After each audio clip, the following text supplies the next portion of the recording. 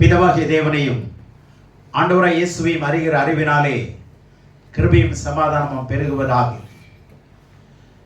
இந்த மாதத்தினுடைய 2வது ஞாயிற்றுக்கிழமையிலே தேவன் நம்மை ஜீவனோடும் சுகத்தோடும் பலத்தோடும் ஆரோக்கியத்தோடும் சந்தோஷத்தோடும் அவருடைய சந்நிதியிலே கொண்டு வந்த தேவனுக்கே துதி கன மகிமை உண்டாகட்டும். ஆமென். ஆகவே இந்த செய்தியை கேட்கிற நீங்கள் நிச்சயமாகவே ஆசீர்வதிக்கப்படுவீர்கள்.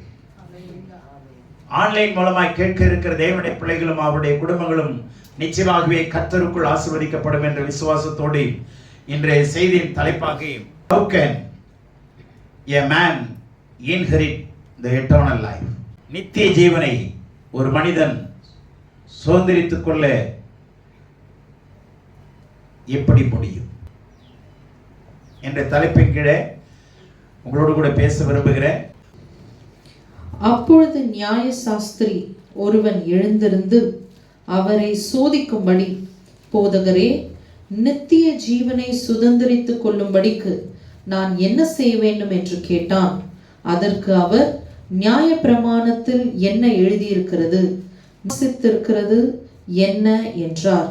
அவன் பிரதியுத்தரமாக, உன் தேவனாகிய கர்த்தரிடத்தில் உன் முழு இருதயத்தோடும் உன் முழு ஆத்மாவோடும் உன் முழு பலத்தோடும் உன் முழு சிந்தையோடும் அன்பு கூர்ந்து உன்னிடத்தில் அன்பு கூறுவது போல பிறனிடத்திலும் அன்பு கூறுவாயாக என்று எழுதியிருக்கிறது என்றான். சரி, நல்ல கவனிங்க. இந்த வசனத்தை மத்தேயும் சொல்றாரு, மார்க்கும் சொல்றாரு, லூக்காவும் சொல்றாரு. 3 சுவிசேஷத்திலையும் சொல்லப்பட்டிருக்கிறது. லூக்காவில் 2 இடத்திலையும் சொல்லப்பட்டிருக்கு. மத்தேயு 19ஆம் அதிகாரம் 16ஆம் வசனத்தில் ஒரு வாலிபன் என்று 20ஆம் வசனத்தில் இருக்கு. லூக்கா 18:18 ஒரு தலைவன் இருக்கு. அவன் கேட்கிறான், நான் நித்திய ஜீவனை சுதந்திரித்துக் கொள்ள என்ன செய்ய வேண்டும்? வாலிபன் சொல்றான் மத்தேயு 19:16 நித்திய ஜீவனை சுதந்திரித்துக் கொள்ள நான் என்ன நன்மை செய்ய வேண்டும்? ஒவ்வொருத்தருடைய கேள்வியை பாருங்க. நான் என்ன நன்மை செஞ்சா நித்திய ஜீவனை சுதந்திரித்துக் கொள்ள முடியும்? அதாவது லூக்கா 10:25 இன்னொரு வார்த்தை அடிஷனலா சொல்லப்பட்டிருக்கு. என்ன தெரியுமா? அவரை சோதிக்கும்படி, இயேசுவை சோதிக்கும்படி இந்த நியாய சாஸ்திரி, இவன் யாரு அப்படின்னா என்ன? இவன் ஒரு லாயருங்க. 5 ஆகமத்தை படித்து தேறினவன், சட்ட நிபுணன். அப்படிப்பட்டவன் கேட்கிறான், ஓடி வந்து, நியாயப்பிரமாணம்னா என்னன்னு தெரியும். அவன் கேட்கிறான், ஆண்டவரே, நல்ல போதகரே, நான் நித்திய ஜீவனை சுதந்திரித்துக் கொள்ளணும், என்ன செய்யணும்? என்ன பேசணும்னு சொல்லல, எதையெல்லாம் பேசணும் நித்திய ஜீவன் கிடைக்கும் அப்படி கேட்கல. எதையெல்லாம் செஞ்சா அப்ப நித்திய ஜீவனா என்னங்க? What does it mean the life eternal? அப்படின்னா சாவாமை, இம்மார்டாலிட்டி, சாகாம இருக்கிறது. நல்ல கவனிங்க. மனிதனாய் பிறந்தா கண்டிப்பா மரணம் உண்டு, அதை தப்பிக்கவே முடியாது. ஆனா இந்த சாவாமைங்கிறது என்னன்னா, மரணத்துக்கு பிறகும் ஆண்டவரோடு கூட நித்திய காலமாய் சாகாமல் அவரோடு கூட வாழ்வது. நித்திய காலமாய் அவரோடு கூட. அப்ப என்ன அர்த்தம்னா, மரணத்துக்கு பிறகு உங்களுக்கு வால் கிளாக் ஓடாதுன்னு அர்த்தம். டைம் ஓடுனா தானே காலங்கள் மாறும். டைம் ஓடுனாதான் ஓகே, சாயந்தரம் ஆயிடுச்சு, சரி நைட் ஆயிடுச்சு, தூங்கிட்டு காலையில் அடுத்த நாள் என்ன, அப்போ காலண்டர் என்ன, அடுத்த நாள் டேட் என்ன, இதெல்லாம் ஓடாதுங்க. காலங்கள் ஸ்தம்பித்து போய்விடும், நேரங்களும் ஸ்தம்பித்து போய்விடும். எல்லா காலமும் பகல் போலயே இருக்கும். எல்லாமே எப்படிதான் இருக்கும்? தொடர்ந்து பகல் போல தான் இருக்கும். ஏன்னா கடவுளே நித்திய வெளிச்சமாய் இருக்கிறார். ராத்திரில எல்லாம் தூங்கிக்கொண்டு பரலோகம் சொல்ல போறது இல்லை. ஓகே, எல்லாரும் படுத்துங்க, விசில் அடிப்பாங்க. இப்போ தேவதூதர்கள் ஒரு எக்காலம் ஊதுவாங்க, எல்லாம் அப்படியே சாஞ்சிருங்க, தூங்குங்க. காலையில் ஒரு எக்காலம் ஊதுவாங்க, காலையில் எழுந்திருச்சிரு. இதெல்லாம் கிடையாது. அங்கே நித்திய நித்திய காலமாய் ஆண்டவரை ஆராதித்துக் கொண்டிருக்க போகிறோம். அதுதான் நித்திய ஜீவன். அல்லது ஆண்டவர் ஏற்றுக்கொள்ளாமல் பாவத்தில் வாழ்ந்து மரிப்பானால் அவனுக்கு நித்திய மரணம். அந்த பாதாளத்தில், நரகத்தில் அவன் அனுபவிக்கிற பாடுகள் நித்தியமாக இருக்கும். அதுக்கும் என்ன கிடையாது, முடிவு கிடையாது. ஆகவே நித்திய ஜீவனை சுதந்திரித்துக் கொள்வதுதான் ஒரு கிறிஸ்தவனுடைய நோக்கமாக இருக்கணும், ஒரு தேவனுடைய மனுஷனுடைய நோக்கமாக இருக்கணும். வாழ்ந்தோம் மரித்தோம் அப்படிங்கிற நிலையை நீங்க நினைச்சிடாதீங்க. இது தொடர்ந்து பிரயாணிக்கக்கூடிய ஒரு மகா பெரிய பிரயாணம். மரிச்ச உடனே ஒரு மனிதனுடைய வாழ்க்கை முடிஞ்சிருச்சுன்னு நினைக்காதீங்க. தேவனுடைய பிள்ளைகளுக்கு மரணம் ஒரு முடிவு அல்ல. மரணம் ஆமா முடிவு அல்ல. இப்ப ஜன்னல்ல இருந்து திரையை நீக்கினா வெளியில தெரியும்ல, வெளியில் இருக்கிற உலகம் தெரியும்ல. அதே மாதிரி தாங்க மரணம் என்பது ஒரு திரை. மரணம் என்பது அந்த திரையை தாண்டிட்டா கடவுளோடு வாழ்கிற ஒரு உலகம் தெரியும். இங்கே கண்ணை முன்னா அங்க என்ன பண்றான், கண்ணை திறக்கிறான். அது ஒரு உலகங்க. எப்படி கற்பத்திலிருந்து வெளியே வந்தோன்னு இன்னொரு உலகத்துல பிறக்கிறோம்ல, அப்ப இந்த குழந்தை கற்பத்துக்கு செத்து போச்சு இல்ல. அப்ப இங்க வளர்ந்து முதிர்ச்சி ஆன உடனே இவன் என்ன செய்யறான், இங்க கண்ணை மூடுறான். இங்க கண்ணை மூடனே எங்க திறக்கிறான், தேவனுடைய ஆமா பரலோக ராஜ்யத்துல. என்ன அற்புதமான ஒரு டிசைன் பாருங்க. கற்பத்துல கண்ணை மூடின பிள்ளை இங்க வந்து கண்ணை திறக்குது, சரியா? இங்க கண்ணை மூடின மனுஷன் ஆமா மரணத்துக்கு அப்புறம் ஒரு வாழ்க்கை இருக்கு.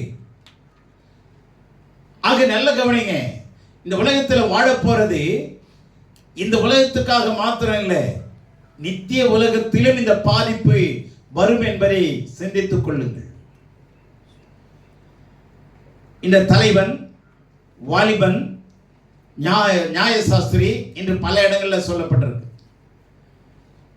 லூக்கா 18:18 ஒரு தலைவன் சொல்லப்பட்டிருக்கு. இந்த மத்தேயு, மார்க்கு, லூக்காவில் 3 இடத்துலையும் இந்த வார்த்தை சொல்லப்படலை. அவரை சோதிக்கும்படி. லூக்கா 10:18 வார்த்தை சொல்ல, 10:25 அவரை சோதிக்கும்படிங்கிற வார்த்தை இந்த மற்ற 3 இடத்துல இல்லை, இந்த ஒரு இடத்துல இருக்கு. In order to tempt the Lord, தேவனை சோதிக்கும்படி. கவனிங்க, எந்த காரணத்தை கொண்டும் கடவுளை எந்த ஒரு சூழ்நிலையிலையும் என்ன பண்ணக்கூடாது, கடவுளை சோதிக்க நீங்களும் நானும் யார்? உண்டாக்கினவரை சோதிக்க, கேள்வி கேட்க நாம் மனிதன் ஏமாத்திரும். உண்டாக்கினவர் எந்த காரணத்தை கொண்டு என்ன பண்ணக்கூடாது, சோதிக்கவே கூடாது. அவர் பயங்கரமான தேவன். அவர் எப்படிப்பட்டவர்? பயங்கரமான தேவன்.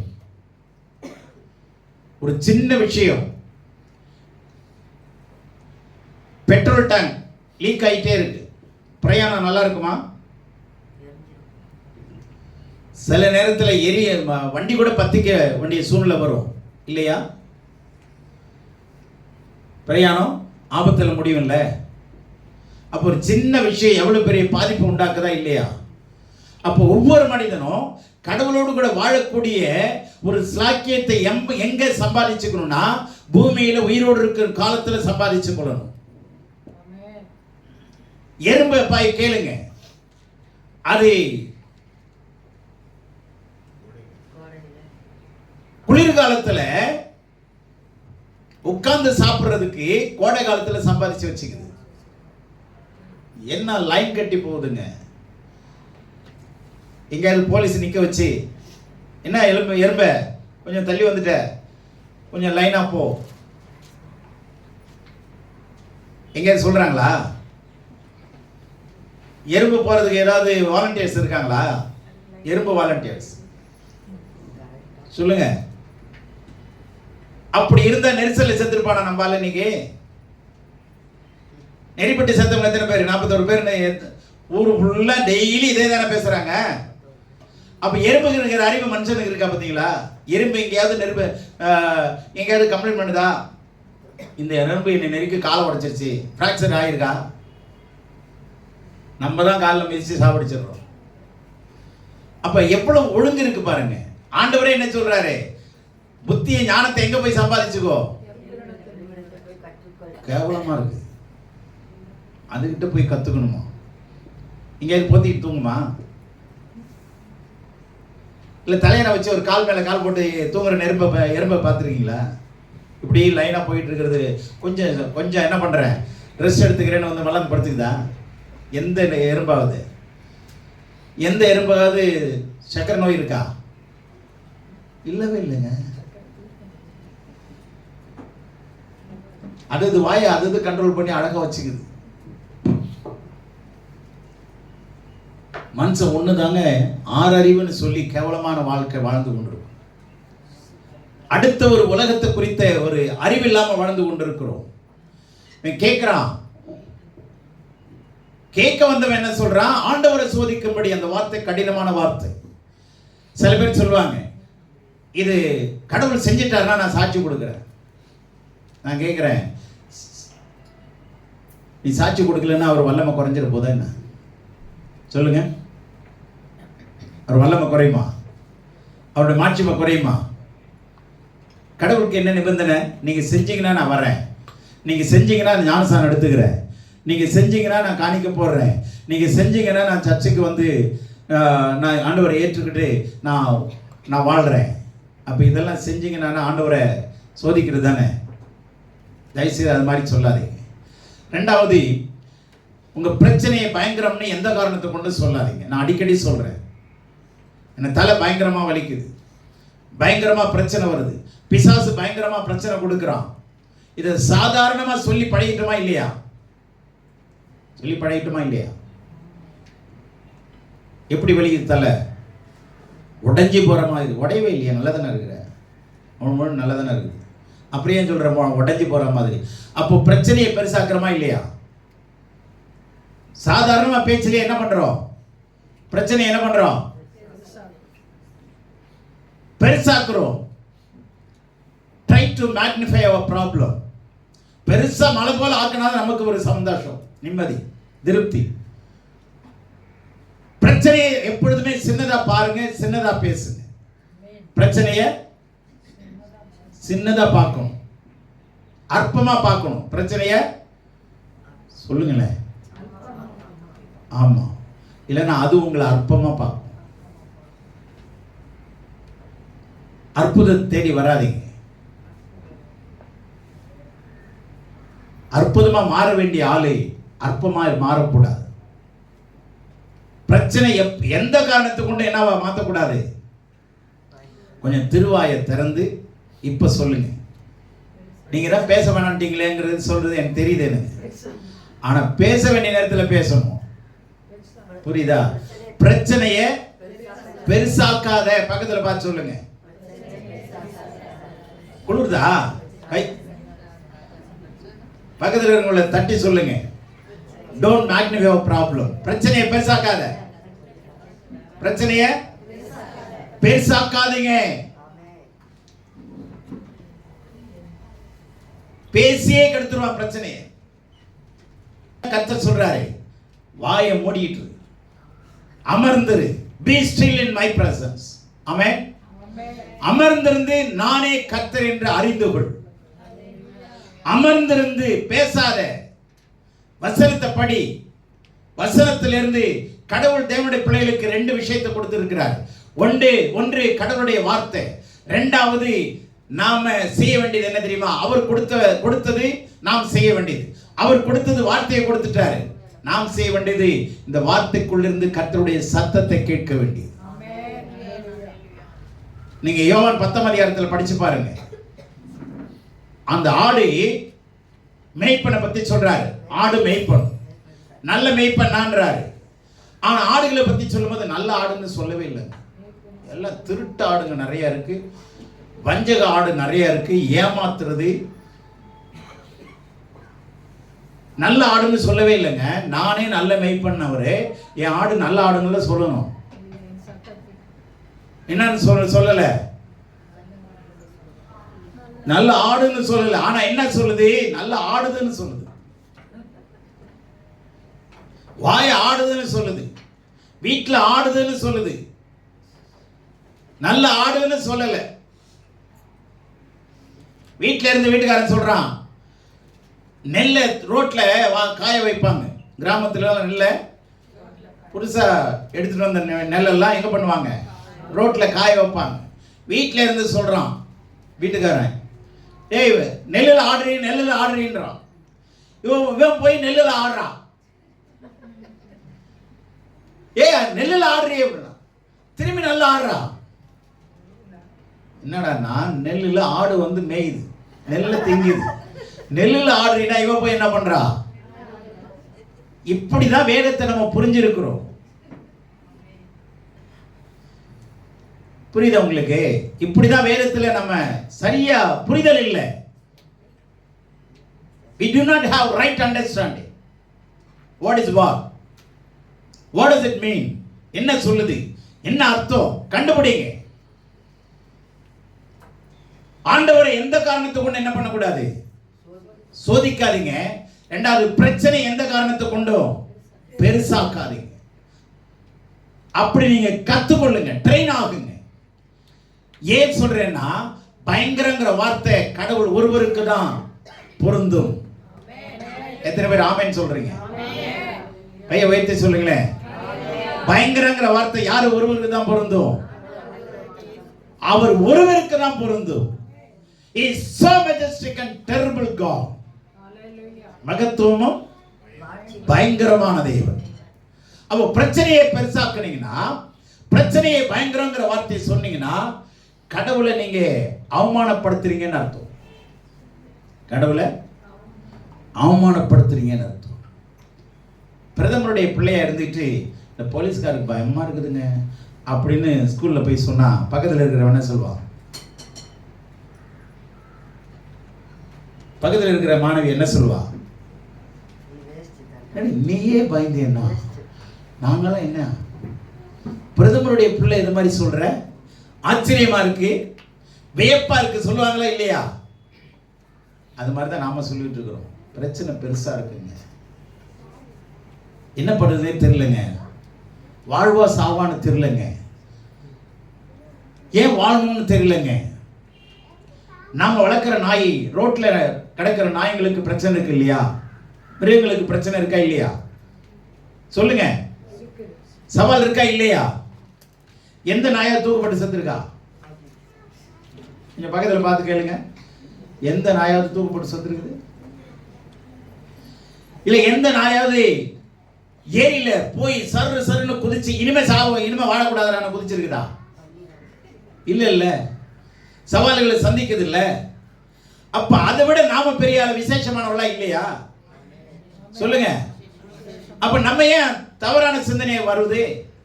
வரலாம், ஆனா அது மேற்கொள்ளும். நான் ஒன்று படித்தேன், என்ன தெரியுங்களா? எந்த ஒரு விஷயத்தையும் நீங்க தெரிஞ்சுக்கும் போது அதுல உள்ள போயிடாதீங்க, முழிக்கிறாதீங்க, நீந்த கத்துக்கு. எந்த ஒரு பிரச்சனையும் கடந்து வரும்போது என்ன பண்ணக்கூடாது? முழிக்கிடாதீங்க. இப்போ வாட்ஸ்அப்பை கடந்து அப்படியே சில பேர் ரீல்ஸ் தள்ளிட்டே போவாங்க. அதுல ஏதாவது நல்லது கெட்டது வருதா இல்லையா? அதை விட கெட்டதான் உலகத்துல அதிகமா இருக்குது அதுக்குள்ள இல்லையா? குப்பை தான் நிறைய இருக்கு. அதுல மூழ்கிறவங்க தான் இன்னைக்கு கடவுள் விட்டு பின்மாறி போயிடுறாங்க. பிரச்சனை எதையும் நீங்க கடந்து வந்தாலும் அதுல முழுகிடாதீங்க, நீந்த பாருங்க. புரிஞ்சதா? அதனால கணுக்கால் ஆழம், முழங்கால அளவு ஆழம், இடுப்பளவு ஆழம், நீச்சாழம் வேதம் சொல்லுதா? அதனால நீந்த பழகுங்க. கடவுளுடைய வார்த்தையை வச்சு, வசனத்தை கடவுள் கொடுத்திருக்கிறாரு, வார்த்தையிலிருந்து சத்தத்தை கேளுங்க. வார்த்தை இருக்குதுன்னா சத்தம் வருதா இல்லையா? இப்ப நான் பேசுறது சத்தமா பேசுறேன்னா இல்லையா? உங்களால புரிந்து கொள்ள முடியுதா இல்லையா? அப்ப கடவுளுடைய வார்த்தையை படிக்கும் போது கடவுளுடைய சத்தத்தை கேட்டு பழகுங்க. அதுதான் 10ஆம் அதிகாரத்தில் சொல்லுது யோவான்ல, என் ஆடுகள் என்னை அறிந்திருக்கிறது, என் சத்தத்துக்கு செவி கொடுக்கிறது. புரிஞ்சதா? என் ஆடுகள் என்னை அறிந்திருக்கிறது, என் ஆடுகளாலும் நான் அறியப்பட்டிருக்கிறேன். என் ஆடுகள் என் சத்தத்துக்கு என்ன பண்ணுது? செவி கொடுக்கிறது. தேவனுடைய பிள்ளையே, நான் ஒண்ணே ஒண்ணு கேட்கிறேன், எத்தனை பேர் வேதத்தை படிக்கும்போது கர்த்தருடைய சத்தத்தை கேட்டு பழகுறீங்க? நான் பேசுறது 2 அனுபவங்க. படிக்கிறது ஒரு அனுபவம். சில நேரத்தில் வேதத்தில் நான் படிச்சுட்டே இருக்கும்போது நிறுத்திடுவேன். அந்த வசனத்துக்கு மேலே நான் கன்னியூ பண்ண மாட்டேன். இதில் என்ன ஆண்டவரே, உங்கள் சத்தத்தை துணிக்க பண்ணுங்க. கர்த்தருடைய சத்தம் பெருவெள்ளத்து இறைச்சிலை போல இருக்கும். அல்லேலூயா. தேவனுடைய பிள்ளைகளே, வசனத்தை படிக்கிறவங்க ஒரு அனுபவம் தான், இல்லையா நான் சொல்லல. ஆனா அதுக்குள்ள இருந்து கர்த்தருடைய சத்தத்தை கேட்க பழகினீங்கன்னா நித்திய ஜீவனை சுதந்திரிக்கிறது நீங்க தான். வெறும் கதை புத்தகம் மாதிரி படிச்சுட்டு போனீங்கன்னா உங்க வாழ்க்கை கதையா மாறிடும், வரலாறா மாறாது. மரணத்துக்கு பிறகு உங்க வாழ்க்கை என்னவா மாறணும்? வரலாறா மாறணும், சரித்திரமா மாறணும். சொத்து சேர்த்து வைக்கிறது பெருசு இல்லை, பரலோகத்தில் சொத்து சேர்க்கிறவன் தாங்க பெரிய ஆளு. ஆமென். அதனால கவனிங்க, வாயால கெட்டு போவாதீங்க. வசனத்தை மாத்திரம் பேசுங்க, விசனத்தை பேசாதீங்க. எதை பேசக்கூடாது? வசனத்தை பேசுறவங்க எதை பேச மாட்டாங்க? விசனத்தை பேசுறவங்க பேச மாட்டாங்க. எது உள்ளத்துல நிறைஞ்சிருக்கோ அதுதான் வெளியே வரும். புரியுதா? அதனால உங்க இருதயத்தில் வசனத்தினால் நிரப்புங்க, ஜீவ வார்த்தைகளினால நிரப்புங்க. வார்த்தைக்குள்ள தேவனுடைய வல்லமை மறைஞ்சிருக்கு, வார்த்தைக்குள்ள தேவனுடைய சத்தம் மறைந்திருக்கிறது. இது என் நேசருடைய சத்தம், இது என் நேசருடைய சத்தம். This is the voice of my beloved. என்ன அருமையான வார்த்தை. This is the voice of my beloved. இது என் நேசருடைய சத்தம். டிசைன் பண்ண தெரிஞ்சது இல்ல நமக்கு. யார் பேசுறாலும் தெரிய மாட்டேங்குது, பிசாசு பேசுறதும் தெரிய மாட்டேங்குது, வீட்டுக்காரன் பேசுறதும் தெரிய மாட்டேங்குது, கர்த்தர் பேசுறதும் தெரிய மாட்டேங்குது. ஒரே குழப்பமா கிடக்கு. ஏன்? வேத வசனத்துல பழக்கம் இல்லை. வேலையே கெதி நினைக்காதீங்க, உட்காருங்க. இல்லைன்னா வாரத்துல ஒரு நாளாவது உட்கார்ந்து கர்த்தருடைய சமூகத்துல ஜெபம் பண்ணு. 6 நாள் வேலைக்கு போறீங்க, நேரம் இல்லையா? ஒரு நாள் எடுங்க, ஒரு 3 மணி நேரமாவது 2 மணி நேரமாவது உட்கார்ந்து ஆராதனைக்கோ அல்லது ஜெபத்திற்கோ தடையா யாரும் இல்லாம பார்த்துங்க. ஜெபத்துல வீட்டு ஜெபம் நடத்தும் போது அல்லது குடும்ப ஜெபம் நடத்தும் போது அல்லது நடத்தலைன்னா ஏன் நடத்தலைன்னு கேளுங்க. அப்ப ஏன் நடத்தலைன்னா எதுக்காக, என்ன பிரச்சனைன்னு கேளுங்க. அந்த பிரச்சனைக்கான பதிலை கண்டுபிடிங்க. அந்த பிரச்சனையை தீர்க்கிறதுக்கு என்னெல்லாம் செய்ய முடியுமோ அதை நீங்க என்ன பண்ணணும்? மாத்திக்க பாருங்க. நான் மாற்ற மாட்டேன் அப்படின்னா ஜெபம் பண்ணி பிரயோஜனம் இல்லை, ஊழியம் செஞ்சு பிரயோஜனம் இல்லை. புரிஞ்சதா? அதனால நித்திய ஜீவனை எப்படி சுதந்திரித்துக் கொள்ளணும், ஏன் சுதந்திரித்துக் கொள்ளணும்? ஆகவே தேவனை சோதிக்காதீங்க.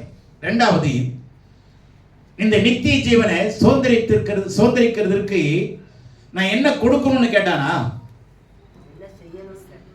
என்ன கொடுக்கணும்? நீங்க நினைக்கிறீங்க தசமம் காணிக்கை தர்மம் தானம்லாம் பண்றீங்க, இது பத்தாதான்னு கேட்குறீங்க.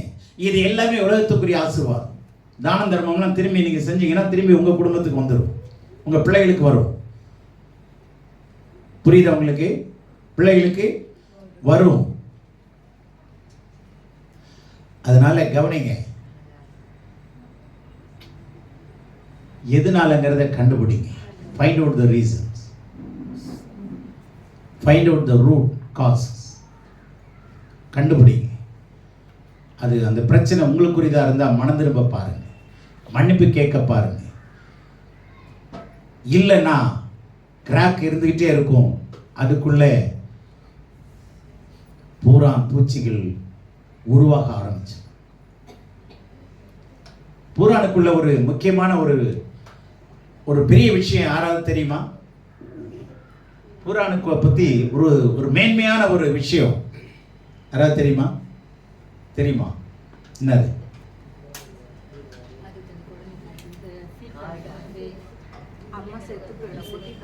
நல்லா கவனிங்க.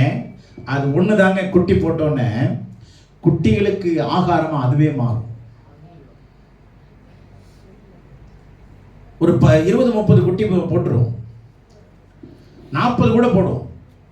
அதுங்களுக்கு ஆகாரம் போய் கிடைக்காதுன்னு சொல்லி அதையே என்ன பண்ணும், தன்னையே ஒப்பு கொடுக்கும். எல்லா அந்த குட்டிகளும் தாயினுடைய சரீரத்தை கடிச்சு சாப்பிட்டு வளரும், செத்து போயிடும். எவ்வளோ பெரிய ஒரு என்ன சொல்றது அர்ப்பணம் தெரியுங்களா?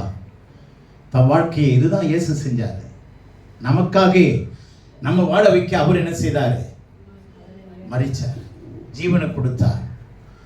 ஆகவே அந்த நித்திய ஜீவன் அடையிறதுக்கு என்ன கொடுக்கணும்னு கேட்கல, என்ன செய்யணும், என்ன செய்யணும், என்ன செய்யணும்.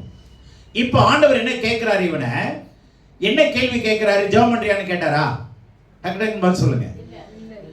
ஹலோ நேசஸ்ரீயே, நல்லவனே, தலைவனே, ரூலரே, ஒரு அதிகாரியே, வாலிபனே, நீ ஜெபம் பண்ணியா? சபைக்கு வந்தியா? காணிக்க போட்டியா? கனம் பண்ணியா? சொன்னாரா? என்ன கேட்டாரு? சுருக்கம் ஒரே வார்த்தையில சுருக்கமா என்ன கேட்டாரு?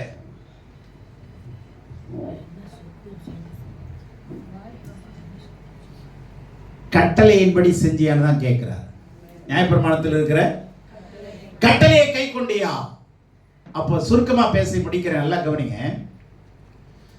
நித்திய ஜீவன் அடையணும்னா நீங்க படிக்கிறவங்களா இல்ல மாத்திரம் இல்ல, நல்லவங்களா இருப்பது மாத்திரம் இல்ல, நீங்க பரிசுத்தமா வாழலாம்.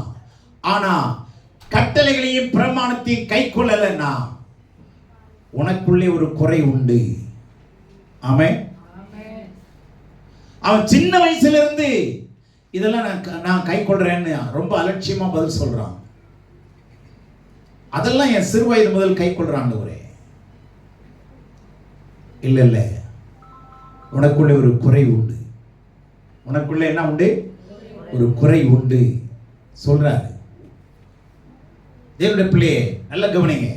நீங்க வேதத்தை வாசிக்கலாம், ஜெபம் பண்றவங்களா இருக்கலாம், நல்லவங்களா இருக்கலாம், நல்ல பிள்ளைங்களா இருக்கலாம். ஆனா கடவுளுடைய கட்டளை என்னன்னு தெரியாம நீங்க பாட்டுல வாழ்ந்துட்டு இருந்தீங்கன்னா கடவுளுடைய சித்தத்தை செய்ய முடியாது. கடவுளுடைய சித்தத்தை என்ன பண்ண முடியாது? செய்ய முடியாது. நித்திய ஜீவன் அடையணும்னா தயவு செய்து சொல்றேன், நித்திய ஜீவன் என்ன தெரியுமா? ரோமர் 8:29 தாங்க. அவருடைய குமாரனுடைய சாயலில் இணைவதுதான் நித்திய ஜீவன். அவருடைய குமாரனுடைய சாயலில் இணைவதுதான் நித்திய ஜீவன். நாம் பரலோகத்தில் எப்படி இருப்போம் என்று நமக்கு தெரியாதுன்னு பவுல் எழுதுறாரு. பரலோகத்தில் எப்படி இருப்போம்? சில ஊழியக்காரர்கள் சொல்றாங்க, மரிச்ச பிற்பாடு இவரை நம்ம பரலோகத்தில் பார்க்க போறோம் சொல்றாங்களா இல்லையா? இவரை நம்ம எங்க போய் பார்ப்போம்? பரலோகத்தில் பார்ப்போங்கிற நம்பிக்கை இருக்குதுன்னு சொல்றாங்களா இல்லையா? அதெல்லாம் உண்மையா? இதே முகத்தோடு போய் அங்க பார்க்கலாமா? பரலோகத்தில் சரீரம் இருக்கா? ரத்தமும் சரீரம் என்ன பண்ணாது? பரலோகத்தை சுதந்திரிக்காது. ரத்தமும் மாம்சமும் சுதந்திரிக்காது. அங்கே அவரை போல நாம் இருப்போம். அல்லேலூயா. அவரை போல நாம் இருப்போம். அப்போ நித்தியத்துல யார் போலதான் இருப்போம்? ஆண்டவர் எப்படி பிரகாசமா இருக்கிறாரோ அவர் மிகப்பெரிய பிரகாசம், நம்ம எல்லாம் குட்டி பிரகாசம். அல்லேலூயா. அதனாலதான் பிரகாசம்னு பேர் வச்சிருக்கிறாங்க. அவர் பெரிய சூரியன், நம்மளாம் சூரிய குஞ்சுங்க. ஆமென். எல்லாம் அணில் குஞ்சுன்னு சொல்லி இருக்கிறான். நம்மளாம் யாரு? ஆமா, குட்டி குட்டி சூரியன். அல்லேலூயா. நம்மளாம் யாரு? குட்டி குட்டி சூரியனுங்க.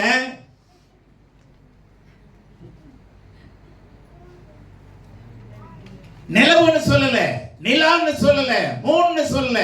ஏன்னா அதுக்கு எப்பொழுதுமே சுய ஒளி கிடையாது. எதுக்கு? சந்திரனுக்கு என்ன கிடையாது? சுயமான ஒளி கிடையாது, ரிஃப்ளெக்டர், அவ்வளவுதான். ஆனா சூரியன் அப்படி இல்லை. அல்லேலூயா. நம்முடைய ஆண்டவர் நீதியின் சூரியன். நம்முடைய ஆண்டவர் சொல்லுங்க, நீதியின் சூரியன். அவர் இருக்கிற இடத்துல இரவு கிடையாது, எப்பொழுதுமே பகல் தான். ஆகவே நான் சுருக்கமா சொல்றேன், இந்த வசனம்லாம் வீட்டில் படிச்சு பார்த்துருங்க. யோவான் 3:16, யோவான் 3:36, அதை அதில் டிஸ்பிளே பண்ணிடுங்க. யோவான் 3:16, யோவான் 3:36, யோவான் 20:31. இப்ப கவனிங்க, முக்கியமான வார்த்தை. ரோமர் 2:7 மாத்திரம் படிங்க. ரோமர் 2:7, 1 தீமோத்தேயு 6:12 மாத்திரம் வாசிங்க. ரோமர் 2:7. சோர்ந்து போகாமல் நற்கிரியைகளை செய்து மகிமையையும் கனத்தையும் அழியாமையையும் தேடுகிறவர்களுக்கு நித்திய ஜீவனை அளிப்பார். நல்ல கவனிங்க, நித்திய ஜீவனை அளிப்பார்ங்கிறது எங்கெங்க இருக்கு தெரியுங்களா? யோவான் 5:35 இருக்கு இல்லையா? வேத வசனத்தை ஆராய்ந்து பாருங்கள். அதனால உங்களுக்கு நித்திய ஜீவன் உண்டு. அதுக்கப்புறம் 1 கொரிந்தியர் 11 அதிகாரத்தில் என்ன சொல்றாரு? கர்த்தருடைய பந்தியை அப்பத்திலும் ரசத்திலும் அவருடைய ரத்தத்திலும் பானம் பண்ணுகிறவர்களுக்கு என்ன உண்டு? நித்திய ஜீவன் உண்டு. தேவனுடைய பிள்ளைகளே, வசனத்தை ஆராய்கிறவர்களுக்கு நித்திய ஜீவன், படிக்கிறவங்களுக்கு இல்லை, ஆராய்கிறவங்களுக்கு நித்திய ஜீவன். கர்த்தருடைய பந்தியிலே அபாத்திரமாய் பங்கு கொள்ளாமல் பாத்திரமாய் பங்கு கொள்கிறவர்களுக்கு நித்திய ஜீவன். யோவான் 20:31 படி இயேசுவை தேவனுடைய குமாரனாகிய கிறிஸ்து என்று விசுவாசிக்கிறவனுக்கு நித்திய ஜீவன். 1 அதிகாரம் யோவான் 1:3 மெய்யான தேவனையும் அவருடைய குமாரனாகிய கிறிஸ்துவையும் அறிகிற அறிவே நித்திய ஜீவன். மெய்யான தேவன் ஒருவர் தான். அவரையும் அவருடைய குமாரனாகிய கிறிஸ்துவையும் விசுவாசிக்கிறவனுக்கு நித்திய ஜீவன். தேவனுடைய பிள்ளைகளை நல்லா கவனிங்க. அடுத்தது முக்கியமா சொல்றேன், இதெல்லாம் உண்மைதான், அறிஞ்சிருக்கிறீங்கன்னு சொல்றது ஓகே. ஆனா என்ன செய்யணுங்கிறது தான் முக்கியம். கட்டளைகளுக்கு கீழ்ப்படியணும். கட்டளைகளுக்கு அந்த கட்டளைகள் கீழ்ப்படியாம வேதம் சொல்றதை கேட்காம நீங்க விரும்புறதை செஞ்சுக்கிட்டு இருந்தீங்கன்னா அக்கிரம செய்யக்காரரே, நான் உங்களை அறியேன். Get lost. அந்த வார்த்தை கடுமையானது. கெட் அவுட் சொல்றோம்ல. ஒரு மேனேஜருக்கு இங்கிலீஷ் தெரியாதுங்க. 8வது படிச்சவருக்கு அந்த காலத்துல மேனேஜர் போஸ்ட் கொடுத்துட்டாங்க. அது அசிஸ்டன்ட் மேனேஜர் வரைக்கும் தான் கொடுத்துட்டாரு அந்த காலத்துல. அவருக்கு இங்கிலீஷ் தெரியல. அதனால உள்ள இருந்து அவனை வந்து அவருடைய தொழிலாளியை கெட் அவுட்னு சொல்ல தெரியல. இவர் வெளியே வந்துட்டாரு. அவனை பார்த்து சொல்றாரு, ஹே கெட் அவுட். இவர் வெளியே வந்துட்டு அவனை கெட் அவுட்ன்றாரு. அவன் உள்ள இருக்கிறான்.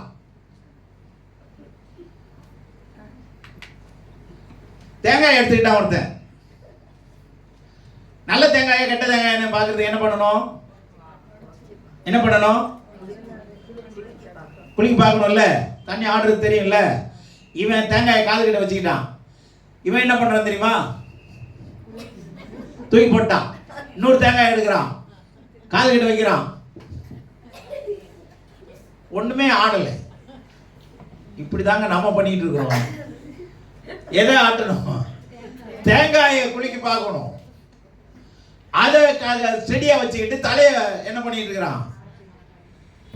எல்லாம் என்ன லூசு பாய பிள்ளையா இருக்குதுன்னு சொல்லுவாங்க. நான் சொல்லல. இப்படி செஞ்சா என்ன சொல்லுவாங்க? ஏடா லூசு பயலாடா அவன். தேங்காய் எடுத்துக்கிட்டா தேங்காய் ஆட்டாம எதை ஆட்டுறான்? தலையை ஆட்டிட்டு உட்கார்ந்துருக்கிறான். வசனத்தை படிக்கிறோம், சத்தத்தை கேட்கறதே இல்லை. ஆனா பேய் சத்தம் கேட்குது. கர்த்தருடைய சத்தம் கேட்குதோ இல்லையோ, பேய் சத்தம் கேட்குது. நித்திய ஜீவன் அடையலாம். சரியா? தேவனுடைய பிள்ளைகளே, சோர்ந்து போகாமல் நற்கிரிகளை செய்து மகிமையும் கனத்தையும் அழியாமையையும் தேடுகிறவர்களுக்கு, முதலாவது தேவனுடைய ராஜ்யத்தையும் அவருடைய நீதியையும் தேடுகிறவர்களுக்கு, தேவனுடைய பிள்ளைகளே, தேடுகிறவர்களுக்கு, படிக்கிறவங்களுக்கு இல்லை. இந்த வேதத்தில் வார்த்தையை ஏன் கொடுத்திருக்கிறார்னா அறிவு அடையும்படி. என்ன அறிவு? கடவுளை அறிகிற அறிவு அடையும்படி. இந்த அறிவை வச்சு புதையல்களை தேடுகிறது போல நீ தேடுவாயாகில் ஞானத்தை கண்டடைவாய். அறிவின் மூலமா தான். So knowledge is the door of wisdom. Knowledge is the door of wisdom. புரிஞ்சதா? அப்ப தேவனை அறிகிற அறிவு இல்லைன்னா ஞானம் கண்டடைய முடியாது. ஞானம் கண்டடையலைன்னா நித்திய ஜீவனுக்கு போக முடியாது. நிறைய டெப்த் இருக்குன்னு சொல்ல நேரம் இல்லை. அறிவு அடையணும், அப்புறம் என்ன ஆகணும்? ஞானம் அடையணும். இந்த ஞானம் அடையறதுக்கு எதை தேடணுமா? எப்படி தேடணுமா? தங்கத்தையும் வெள்ளியையும் தேடுகிறது போல, புதையல்களை தேடுகிறது போல. நீதிமொழி 2வது அதிகாரத்தில் படிச்சு பாருங்க, 10 வசனம் வரைக்கும் படிங்க. புதையல்களை தேடுகிறது போல. அப்ப தங்கத்தையும் வெள்ளியையும் சுரங்கத்துல அப்ப எத்தனை அடி ஆழம்? வாழ்வா சாவா? பயமா இருக்கா இல்லையா? உள்ள இறங்குறாங்களா இல்லையா? அங்க லேண்ட் ஸ்லைடிங் ஆகுறா இல்லையா? எத்தனை பேர் மண்ணுல பதிஞ்சு சாகுறான்? எவ்வளவு சவாலை சந்திக்கிறான்? என்னோட பிள்ளைகளே, ஒரு தங்கம் அழிஞ்சு போகிற தங்கத்தை தேடுறான். ஆனா கடவுளுடைய வார்த்தை நம்மளை தங்கமா மாத்த தேடுதுங்க. உங்களை என்னையும் தங்கமா மாத்த தேடுது. அல்லேலூயா. நம்ம தங்கமா இருக்கிறோமா? தகரமா இருக்கிறோமா? தங்கமா தான் இருக்கிறோம். செயல்ல தெரியணுமே. புரியுதா உங்களுக்கு? செயல்ல தெரியணுமே. ஆமா, தட்டி பார்த்தா தகரம் தகரம் சத்தம் தெரியும், தங்கம் சத்தம் தெரியும். உரசி பார்த்தா தெரியுங்க இது சுத்த தங்கமா இல்லான்னு. தேவனுடைய பிள்ளைகளே, புதையல்களை அந்த வார்த்தை படிச்ச பிற்பாடு நான் நின்னுட்டேங்க. எப்படிங்க அது புதையல்களை தேடணும்னா அப்ப எவ்வளவு பிரயாசம் அவசியம். Labour of love. ஆமென். அன்பின் பிரயாசம். உங்களுடைய அன்பின் பிரயாசத்தை மறந்து விடுவதற்கு தேவன் அநீதி உள்ளவர் அல்லவே. பிரயாசப்படணும், கடின உழைப்பு இருக்கணும். ஆங்கிலத்தில் 2 வார்த்தை இருக்கு, ஹார்ட் லேபரிங், ஹார்ட்லி லேபரிங். என்னம்மா, என்ன வார்த்தை அது?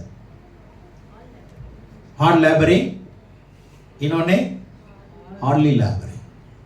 வித்தியாசம் இருக்குல்ல? கடின உழைப்பு. ஹார்ட்லி லேபரிங்னா எப்பயாவது வேலை செய்வான். விரும்பினா செய்வேன், விரும்பலன்னா செய்ய மாட்டேன். என்ன அப்படிமா? அன்பின் பிரயாசங்கிறது அப்படி இல்லைங்க. கட்டளையின்படி இல்லை, அன்பின்படி. ஆமென். இப்ப கட்டளையை கை கொண்டு அவன் யாரா இருக்கிறான்னா கர்த்தரை நேசிக்கிறவனா இருப்பான். அவரில் அன்பு கொண்டு அவருடைய கட்டளையை கை கொள்ளுவீர்களே. வாக்குத்தத்தத்தை தேடுவீங்களேன்னு இல்லை. இன்னைக்கு நல்ல வாக்குத்தத்தை தேடிட்டு இருக்குது கிறிஸ்தவங்க. அவங்க கிறிஸ்தவங்க, கட்டளையை தேடுறவங்க கிறிஸ்தவை உடையவர்கள். அல்லேலூயா. வாக்குத்தத்தத்தை தேடுறவங்க they are religious. ஆனா கட்டளையை தேடுறவங்க they are spirituals. ஆமென். அல்லேலூயா. அவங்க ஆவிக்குரியவர். கட்டளையை தேடுங்க, கட்டளையின்படி நடங்க. இப்ப புதிய ஏற்பாட்டில் என்ன கட்டளை இருக்கு? நியாயப்பிரமாண கட்டளை வேற. ஆனா புதிய ஏற்பாட்டில் இயேசு கொடுத்த கட்டளை என்ன? இயேசு 10 கட்டளை கொடுத்தாரு புதிய ஏற்பாட்டில். அப்புறம் நான் 10 கட்டளை, நான் புதிய ஏற்பாட்டில் என்ன கேட்டா 10 கட்டளை என்ன? கவனிங்க. எஸ் ஆர் நோ, அவ்வளவுதான். அதுக்கப்புறம் பேசக்கூடாது. தப்பா சொல்லிட்டு அதுக்கப்புறம் என்ன பண்ணக்கூடாது? பேசக்கூடாது. நல்லா கவனிங்க. மத்தேயு 28:18 இருந்து என்ன வாசிக்கிறோம்? The Great Commission. இயேசு கிறிஸ்துவினுடைய பேராணை நிறைவேற்றுறோமா?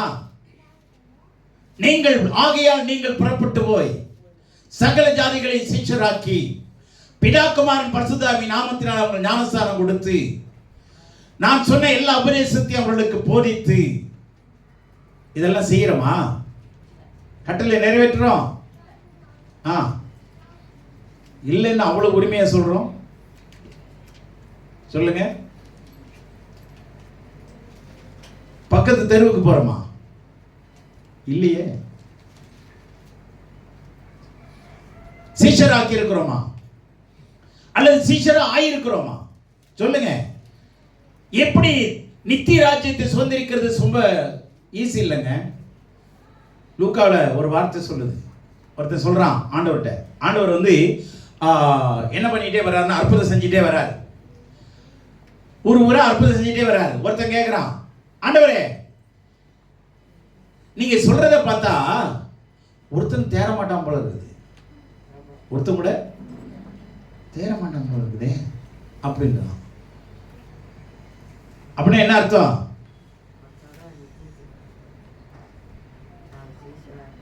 அற்புதத்தை பெற்றுட்டு அதிசயத்தை பெற்றுட்டு இருக்கிறவங்களாம் கடவுளுடைய ராஜ்யத்துக்குள்ள என்ன பண்ண முடியாது. அதுக்கு ஆண்டவர் சொல்றாரு, அநேகர் அதில் பிரவேசிக்க வகை தேடுவார்கள். என்ன தேடுவாங்களா? பிரயாசப்படுவாங்க. என்னுடைய பிள்ளைகளே, நித்திய ஜீவன் அடையிறதுக்கு நீங்க பிரயாசப்படணும், உழைக்கணும், கட்டளைக்கு கீழ்ப்படியணும்.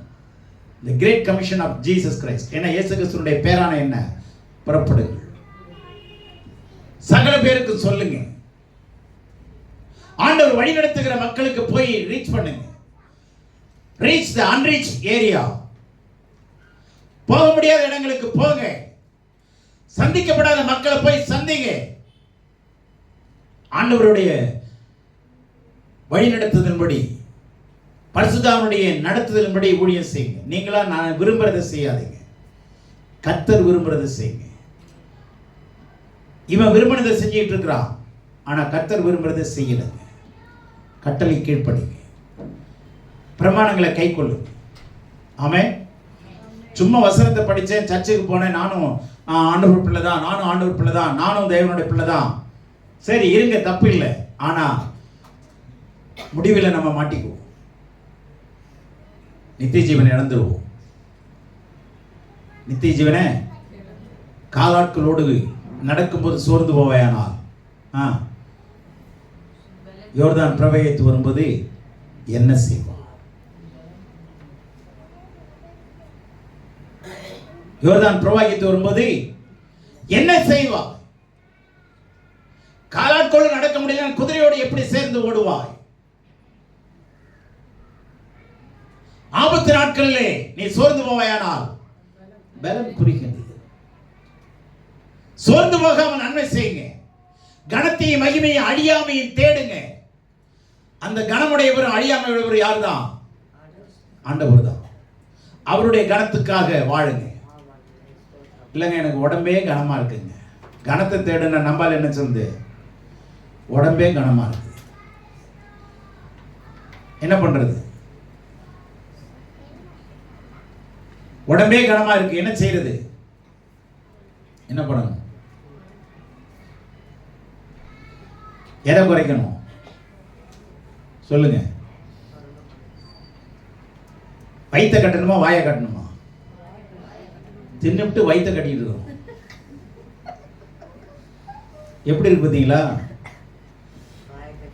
ஆமா, ஆண்டவர் சொல்றாரு, நீதிமொழியில சொல்றாரு, உனக்கு முன்னாடி வைக்கிற பதார்த்தங்களை பார்த்துட்டு கத்தி எங்க வைன்றாரு. நம்பால என்ன பண்றான்? கத்தியை தொண்டையில தானே வைக்க சொன்னேன். வா, நான் கோழி தொண்டையில, ஆடு தொண்டையில, மாடு தொண்டையில எங்கெங்க வைக்கணுமோ அங்கெல்லாம் வைக்கிறேன், ஒன்னையும் விடுறது இல்லை. ஏன் ஓ தொண்டையில கத்தி வையானா? நம்பாளுங்க ரொம்ப யோசனை. தேவனுடைய பிள்ளை நல்லா கவனிங்க. வாயு வயிறு சரியா இருந்ததுன்னா உங்க சரீரம் ஆரோக்கியமா இருக்கும். வாயு வயிறு சரியா இருந்தா சரீரம் முழுவதும் நல்ல கவனிங்க. உன் கண் சரியா இருந்தாலும் சரீரம் முழுவதும் வெளிச்சமாய். அல்லேலூயா. ஆமா, தயவுசெய்து நல்ல கவனிங்க.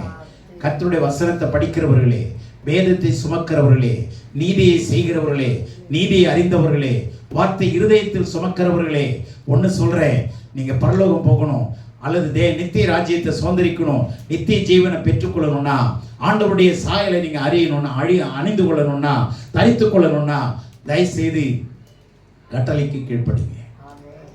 தேவனுடைய வாக்குத்தத்தத்தை நீங்க எதிர்பார்க்காதீங்க.